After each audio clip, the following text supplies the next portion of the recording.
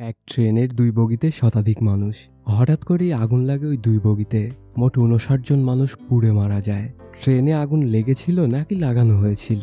ওই ৫৯ জন মানুষের ভাগ্যের কারণে মারা গিয়েছিল নাকি তাদেরকে নির্মমভাবে পুড়িয়ে মারা হয়েছিল? আর যদি মারা হয়ে থাকে তবে এর পেছনেই বা কে ছিল? ওই মানুষগুলোকে মেরে তার কী বা লাভ হয়েছিল? হ্যালো ভিউয়ার্স, কেমন আছেন? আশা করি অনেক ভালো আছেন। এতক্ষণ যে সিনেমাটি নিয়ে কথা বলছিলাম সেটার নাম দ্য সাবরমতি রিপোর্ট। এটি একটি সত্য ঘটনা অবলম্বনে নির্মিত সিনেমা। তো কথা না বাড়িয়ে চলুন মূল গল্পের দিকে আগানো যাক। কাহিনীর শুরুতেই কোর্টে একজনের বিরুদ্ধে মানহানির মামলা চলছিল।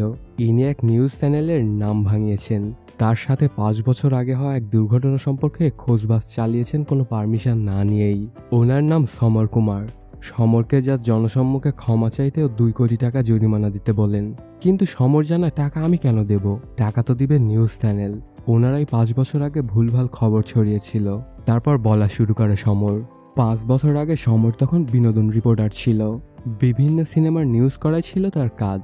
এমনই এক কাজে গিয়ে অপমানিত হয় সমর। সেদিন ওই হিরোর সাথে সমরের প্রেমিকার ছবি তুলানোর কথা ছিল, কিন্তু সেটা না হয় ওর প্রেমিকা খানিকটা রাগ করে। তারপর গাড়ি করে যাওয়ার সময় সমরের ফোনে একটা কল আসে। ফোনের ওপার থেকে বস জানায় একটা আর্জেন্ট কাজ আছে, তাড়াতাড়ি অফিসে চলে আসো। তড়িঘড়ি করে অফিসের উদ্দেশ্যে রওনা হয় সমর। এদিকে ইউএস হাই কমিশনারের ইন্টারভিউ নিচ্ছিল মনিকা রাজপুরোহিত নামের এক রিপোর্টার। ইন্টারভিউ চলাকালীন ওর সেক্রেটারি জানায় তাড়াতাড়ি অফিসে যেতে হবে। বস কল করেছিল অনেকবার, তো অনেক তড়িঘড়ি করে মনিকাও অফিসে এসে পৌঁছে। আসলে গুজরাটের গোধরা স্টেশনে সাবরমতি নামের এক ট্রেনের ২ বগিতে আগুন লেগে গেছে। সেই নিউজ কাভার করার জন্যই মনিকা ও সমরকে ডাকা হয়েছে। অনেক তাড়াতাড়ি ওরা দুজন বের হয়ে পড়ে গোধরার উদ্দেশ্যে। সমর তো অনেক খুশি হয়ে যায় যে সে মনিকার মতো এত বড় সেলিব্রিটির সাথে কোনো নিউজ কাভার করছে। সে কোনোদিন চিন্তাও করতে পারেনি যে এত বড় সেলিব্রিটির সাথে সে কাজ করার সুযোগ পাবে। গোধরা স্টেশনে এসেই তো ওদের মাথায় কাজ করছিল না। এত বাজে অবস্থা হয়েছিল স্টেশনে। লাশের সারি করা হয়েছিল সেখানে। আর ট্রেনের অবস্থা খুব ভয়ানক। ট্রেনের ভেতরে থাকা মানুষগুলো পুড়েই মারা গেছে। এদিকে ওইখানের ২ রাজনীতিবিদ এটা তাদের ফেভারে নেওয়ার চেষ্টায় ছিল। আসলে ওরা জানতো এটা দুর্ঘটনা ছিল না, কিন্তু এটাকে দুর্ঘটনা বলে চালিয়ে দেবে ওরা। পরে যখন পাবলিক আসল সত্য জানতে পারবে তখন সরকারের ওপর চাপ আসবে। আর এরা যেহেতু বিরোধী দল, তো এদের লাভ হবে সবচাইতে বেশি। এজন্য ওদের মধ্যে একজন কল দেয় ইবিটি নিউজের মালিককে, আর এটাকে দুর্ঘটনা হিসেবেই প্রেজেন্ট করতে বলে। এদিকে সমর আর মনিকা আশেপাশের লোকজনকে জিজ্ঞাসাবাদ করে বুঝতে পারে এটা দুর্ঘটনা ছিল না, আসলে এটা একটা পরিকল্পিত হত্যাকাণ্ড। ওদের ইনভেস্টিগেশন ঠিকঠাকই চলছিল, কিন্তু হঠাৎই রেকর্ডিং করার সময় মনিকা এটাকে দুর্ঘটনা হিসেবেই আখ্যায়িত করে। আসলে ওর বস কল দিয়ে এটাই বলতে বলেছিল ওকে। সমর তো মনিকার এরূপ আচরণ দেখে পুরাই শক খেয়ে যায় যে একটা হত্যাযজ্ঞকে কিভাবে কেউ অ্যাক্সিডেন্ট হিসেবে চালিয়ে দিতে পারে। তারপর মনিকা চলে যায় সেখান থেকে। আর সমরের অনেক মন খারাপ ছিল। তারপর সে বিভিন্ন হাসপাতালে গিয়ে ওই ট্রেনে পুড়ে যাওয়া জীবিত মানুষের ইন্টারভিউ নেয়। সবাই জানে এটা দুর্ঘটনা ছিল না। আচমকাই কয়েকজন মানুষ আগুন দিয়ে দেয় ট্রেনে। তারপর সন্ধ্যায় সমর এয়ারপোর্টে যাওয়ার জন্য একটা কারে ওঠে। রাস্তায় কিছু লোক গাড়িটাই পুড়িয়ে দেয়। কোনো মতে সেখান থেকে পালিয়ে সমর অফিসে এসে পৌঁছে।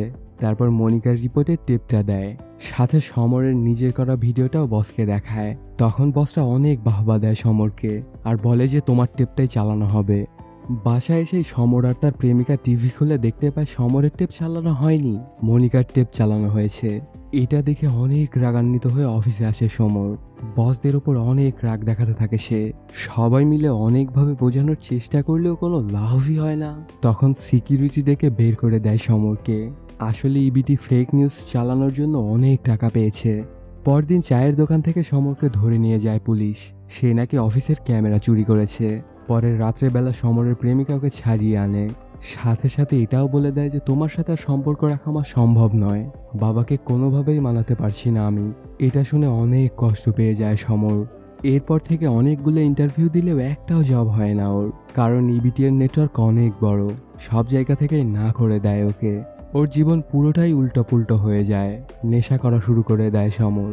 এভাবেই পার হয়ে যায় ৫ বছর। সাল ২০০৭। ইবিটিএর অফিস একতলা থেকে বিশাল বিল্ডিং হয়ে গেছে। নতুন এক জোশ নিয়ে কাজে আসে অমৃতা গিল নামের এক মেয়ে। আর মনিকাকে সে আইডল মানে। সে অনেক খুশি যে মনিকার সাথে কাজ করতে পারবে। সকালবেলা অফিসে এসেই মনিকার সাথে দেখা হয় অমৃতার। সে তার স্বপ্নের কথা জানায় মনিকাকে। এই পর্যায়ে মনিকা গুজরাটের ইলেকশনকে নিয়ে একটা নিউজ করতে থাকলে ওর বস এসে থামায়। পরে বলে সাবরমতী দুর্ঘটনাকে কেন্দ্র করে একটা কেস চালু হয়েছে, তো আমাদের কোনোভাবেই উচিত হবে না গুজরাটকে মেনশন করা, আর কালকে আমরা গুজরাটের সিএম এর সাথে দেখা করতে যাব। পরদিনই ওরা চলে আসে গুজরাট। প্রথমে মিটিং খুব ভালোভাবেই চলছিল, কিন্তু আস্তে আস্তে সব খারাপ হতে শুরু করে। সিএম সাবরমতী দুর্ঘটনার আসল কারণ ফাঁস করতে চাচ্ছিল, তো এটা ইবিটি নিউজের জন্য কোনোভাবেই ভালো খবর ছিল না। তো সবাই মিলে সাবরমতীর উপরে আরেকটা রিপোর্ট করতে চায়। এখনও সব ভিকটিম বা তার পরিবার কেমন আছে আর সরকার তাদের জন্য কি করেছে এগুলাই তারা রিপোর্ট করবে, কিন্তু এই রিপোর্টটা মনিকা করতে পারবে না। এই রিপোর্টটা করার জন্য অমৃতাকে বলে মনিকা, আর 7 দিনের সময় দেয় পুরো রিপোর্ট কাভার করার জন্য। সাথে সাথেই অমৃতা কাজে লেগে পড়ে। অনেক খোঁজাখুঁজি করে কিছু নাম্বার কালেক্ট করে অমৃতা, যারা সাবরমতীর সাথে কানেক্টেড ছিল। এক এক করে সবাইকে কল দিয়ে কোনো লাভই হয় না, কেউই সাবরমতী নিয়ে কোনো কথাই বলতে চায় না। কেন জানি সাবরমতীর নাম শুনেই সবাই কল কেটে দিচ্ছিল। তারপর অমৃতা মিশ্রা নামের একজনকে বলে, সাবরমতী নিয়ে কি কোনো কিছু আছে আপনার কাছে? তখন সে গিয়ে সমরের বানানো টেপটা নিয়ে অমৃতাকে দেয়। এই ভিডিও দেখে তো অমৃতা অবাক হয়ে যায় যে এটা দুর্ঘটনা ছিল না, এটা আসলে একটা হত্যাযজ্ঞ ছিল। তখন অমৃতা গিয়ে মনিকাকে এটা সম্পর্কে বলতে যাবে, ঠিক তখনই মিশ্রা এসে থামায় ওকে। তারপর বলা শুরু করে, মনিকার সাথে 2002 সালে এক সাধারণ রিপোর্টার ছিল, ওর নাম ছিল সমর। এটা ওরই তৈরি করা টেপ, কিন্তু এই সত্যই ওর জন্য কাল হয়ে গিয়েছিল।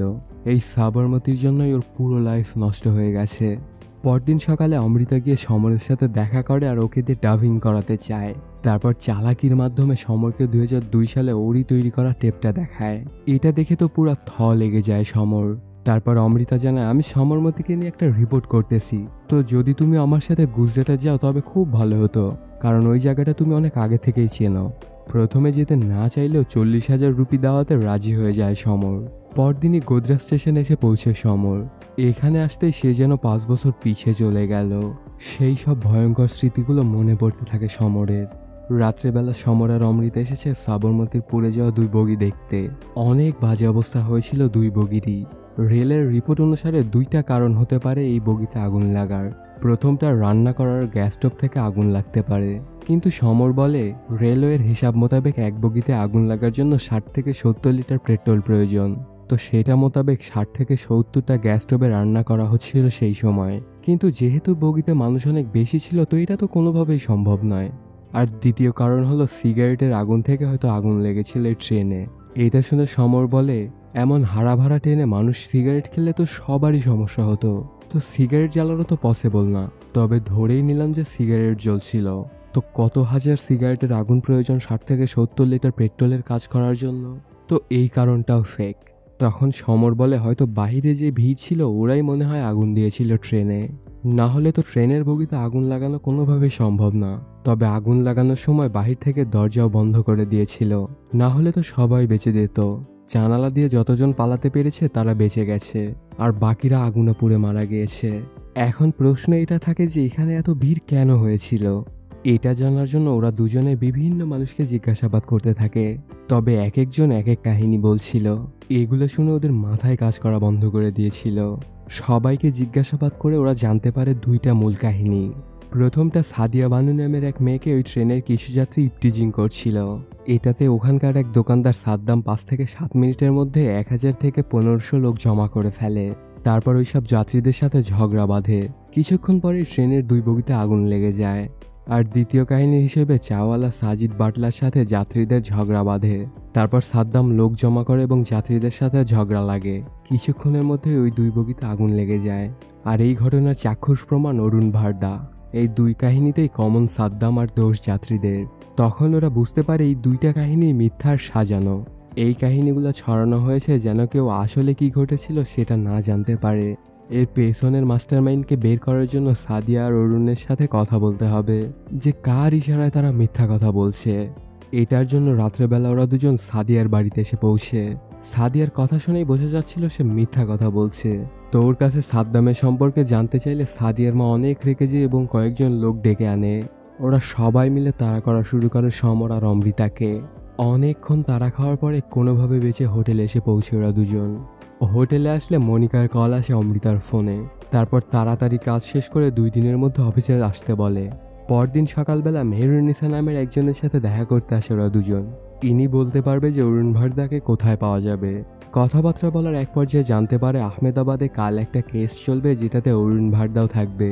খুব তড়িঘড়ি করে সেখানে এসে পৌঁছে ওরা দুজন, কিন্তু এত ভিড়ের মধ্যে কিছুতেই খুঁজে পাচ্ছিল না অরুণ ভারদাকে। তারপর হঠাৎই ওরা দেখতে পায় একজন লোকের খুব বেশি পপুলারিটি। ওনার নাম হাবিব কাদেরি। আসার নির্দেশের জন্য লড়ছিল। ঘোরাঘুরি করতে করতে হঠাৎই সমর দেখতে পায় অরুণ ভারদাকে।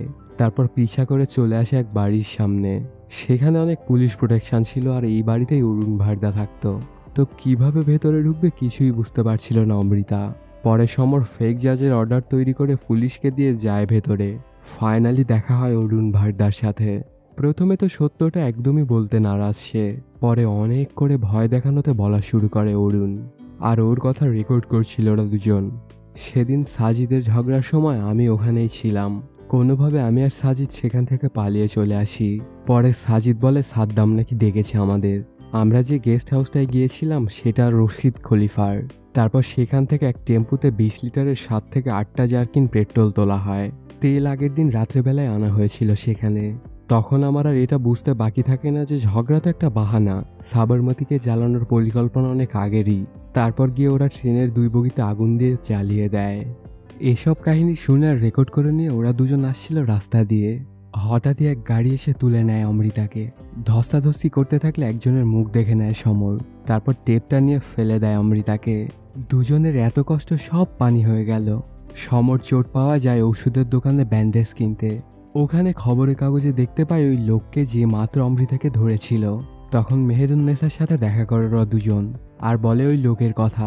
এই লোকটাই মনে হয় মাস্টার মাইন্ড। কিন্তু মেহেরুন্নেসা জানায় এ না, মাস্টার মাইন্ড হাবিব কাদেরি। এটা শুনে কোনোভাবেই যেন বিশ্বাস হচ্ছিল না ওদের দুজনেরই, কারণ হাবিব কাদেরি তো লোকদের সাহায্য করে, এটা ওরা দুজন ওদের নিজের চোখেই দেখেছে। কিন্তু মেহেরুন্নেসা জানা এগুলো সব লোক দেখানো। আসল সত্য তো এইটাই যে হাবিব কাদেরি মানুষদেরকে ব্যবহার করে। কিছুক্ষণের মধ্যে ওরা হাবিব কাদেরির সাথে দেখা করতে আসে। ওরা দুজনে মিলে বিভিন্নভাবে রাগাতে থাকে হাবিবকে। সাথে সাথেই কয়েকজন চলে আসে সেখানে। তারপর ওরা বলে, এটা কি ঠিক করছো তুমি? কত নির্দোষ মানুষকে মেরেছো তুমি, তোমার বিচার হবেই একদিন। আসল মাস্টারমাইন্ড ছিল হাবিব কাদেরি। এটা বলেই ওর কথা শেষ করে সমর। কিন্তু কোর্টে কোনো প্রমাণ দিতে পারে না সমর। তখন জজ বলে, আপনার শেষ কি কোনো কথা আছে, থাকলে বলেন। তারপর সমর বলে, সাবরমতীতে যে কাণ্ড হয়েছিল সেটার মিথ্যা খবর দেখিয়েছিল ইবিটি নিউজ, তো দোষ ওদের। আর আমরা যারা সাধারণ জনগণ চোখ বুজে বিশ্বাস করি এসব খবরকে, এই দোষটা আমাদেরও। এত বড় একটা সত্যকে ধামাচাপা দিয়ে ফেললো কিন্তু ওদের কিছুই হলো না। এখন আমার কি হবে সেটা আপনিই ডিসাইড করেন জজ সাহেব। এদিকে অমৃতা ইবিটি নিউজে সাবরমতীকে নিয়ে রিপোর্ট করতে থাকে। সে সত্য কথা বলতে থাকলে হঠাৎই চলে আসে মনিকা আর থামায় অমৃতাকে। কোনোভাবেই ওকে এই নিউজ করতে দেয় না মনিকা। এরপর কেটে যায় আরও 8 বছর। সাল 2015। সমর নতুন এক নিউজ চ্যানেলে যোগ দিয়েছে। আর সাবরমতী নিয়ে যে কেস চলছিল সেটার ফলও চলে এসেছে। এটা নিয়েই সমরের আজকের রিপোর্ট। ওটা দুর্ঘটনা ছিল না, সেটা একটা হত্যাযজ্ঞ ছিল। সেদিন আসলে যা ঘটেছিল, অযোধ্যা থেকে পূজা শেষ করে কিছু যাত্রী উঠেছিল সাবরমতী ট্রেনে। তবে তারা এটা জানতো না যে আজই তাদের জীবনের শেষ দিন। কয়েকজন মিলে আগের দিন রাতেই তেল নিয়ে এসেছিল। হাবিব কাদেরির কথা মতো সাবরমতীর A6 বগিকে জ্বালানোর প্ল্যান ছিল ওদের। তো সেদিন সকালবেলা সাদ্দাম মিথ্যা কথা বলে অনেক লোক জমা করে ফেলে। সবাই মিলে ইট দিয়ে অ্যাটাক করে ওই ট্রেনে। তারপর তেল ঢালে ওই ট্রেনের ভেতর আর আগুন দিয়ে জ্বালিয়ে দেয়। দরজা বাহির থেকে বন্ধ করে দেওয়ায় দরজা দিয়ে মানুষ বের হতে পারেনি। তবে জানালা দিয়ে কিছু মানুষ তাদের জান নিয়ে বের হয়। মোট 59 জন মানুষ পুড়ে মারা যায় ওই ট্রেনে। তারপর সাবরমতীতে মারা যাওয়া সবার নাম বলতে থাকে সমর কুমার। আর এর মাধ্যমেই শেষও হয়ে যায় সিনেমাটি। তো বন্ধুরা, কেমন লাগলো আজকের এই এক্সপ্লেইনটি জানাতে কমেন্ট করুন। আর যদি ভালো লেগে থাকে তবে অবশ্যই সাবস্ক্রাইব করুন। দেখা হচ্ছে নতুন কোনো ভিডিওতে। Till then, সায়োনারা।